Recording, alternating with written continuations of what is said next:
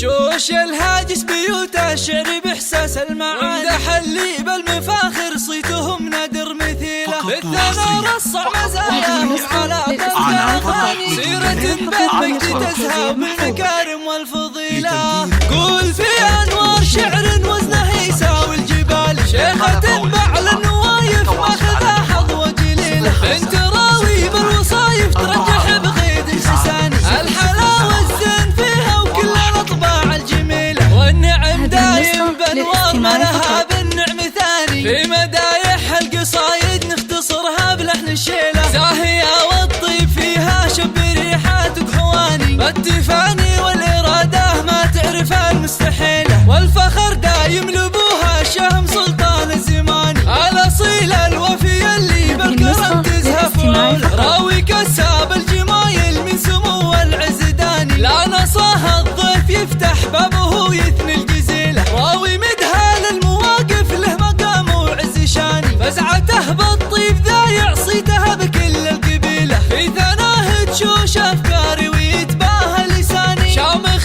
فوق الثريا منزله محدا يطول، والوفا والفخر يزهى أمها ست الغواني، فاطمة تاج المعزة ذات الأوصاف النبيلة، بالخصال الحاتمية والشكر والامتنان، زاهية بنت النشامة وبعوايدها أصيلة، فاطمة روح الغلا والطيب فيها شي ثاني، في سما العزة تضاوي بس أنا في كل ليلة، مصدر الفزعات رمز الطايلة نبع الحناني، ما تكفيها القصايد وكتبناها جزيلة، والفي أنوار شعر وزنه يساوي الجبال، شيخات بعل النوايف ماخذه حظوة جليلة، بنت راوي بالوصايف ترجح بغيد حساني، الحلاوة الزين فيها وكل